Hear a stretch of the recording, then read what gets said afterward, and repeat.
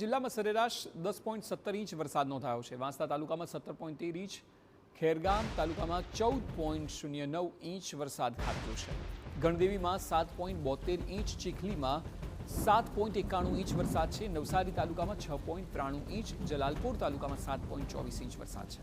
ભારે વરસાદને પગલે નવસારીની ત્રણેય નદીઓમાં હાલ ઘોડાપૂરની સ્થિતિ છે। પૂર્ણા નદી પણ ભયજનક સપાટી પર પહોંચી છે, જેને પગલે તંત્ર એલર્ટ મોડ પર છે।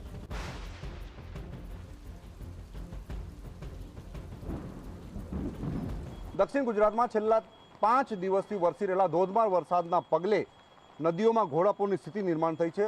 જે કેચમેન્ટ એરિયા છે એમાં ખાસ કરીને નવસારી જિલ્લાના ઉપરવાસમાં, ડાંગ, સુરત અને તાપી જિલ્લામાં ધોધમાર વરસાદ વરસી રહ્યો છે। તદુપરાંત મહારાષ્ટ્રના નંદરબાર જિલ્લાના નવાપુર વિસ્તારમાં પણ ધોધમાર વરસાદ વરસી રહ્યો છે, જેનું સીધું પાણી પૂર્ણા નદીમાં આવી રહ્યું છે। પૂર્ણા નદી ભયજનક સપાટી વટાવી ચૂકી છે, જેને લઈને નવસારી શહેરને એલર્ટ કરવામાં આવ્યું છે। દ્રશ્યો દેખાઈ રહ્યા છે, જ્યાં જુઓ ત્યાં પાણી જ પાણીની સ્થિતિ નિર્માણ થઈ છે।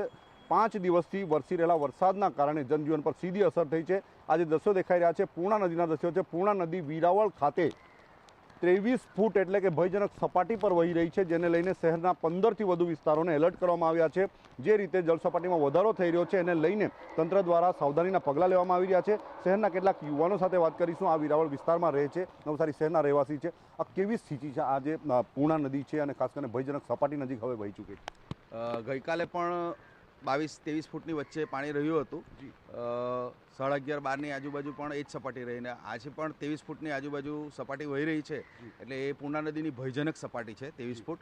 ત્યારબાદ રહેણાંક વિસ્તારોમાં પાણી ભરાવાનું ચાલુ થઈ જશે। કયા કયા વિસ્તારો એવા છે જ્યાં પાણી ભરાવાની શરૂઆત થઈ છે અને કેવા પ્રકારે જે કંઈક લોકોને સ્થળાંતરિત વગેરે કરવામાં આવી રહ્યા છે? આ પૂર્ણા નદીની જે નજીક જે શહેરોની જે વસ્તી આવેલી છે એમાં ખાસ કરીને વાત કરીએ તો કાશીવાડી છે, ગધેવાન છે, કમેલા છે, શાંતાદેવી છે, કાછિયાવાડી છે, કાલિયાવાડી છે, બંદર રોડ છે, આ બધા પૂરગ્રસ્ત વિસ્તારો છે। અને છાસવારે જ્યારે પણ 23 ફૂટ પાણીની સપાટી થાય ત્યારે આ વિસ્તારોની અંદર પાણી ઘરોની અંદર અને દુકાનોમાં ભરાઈ જતા હોય છે। ઓકે, તો ખાસ કરીને પૂર્ણા નદી ભયજનક સપાટી નજીક વહી રહી છે। ગત રોજથી જ પૂર્ણા નદીની સપાટીમાં વધારો થયો છે અને આજે ફરીથી ઉપરવાસમાં જે વરસાદ વરસ્યો છે એ સીધું પૂર્ણા નદીમાં આવી રહ્યું છે અને સપાટીમાં વધારો થતાં જિલ્લાનું તંત્ર એલર્ટ થઈ ગયું છે। નવસારી જિલ્લાની તમામ શાળા કોલેજોમાં રજા આપી દેવામાં આવી છે।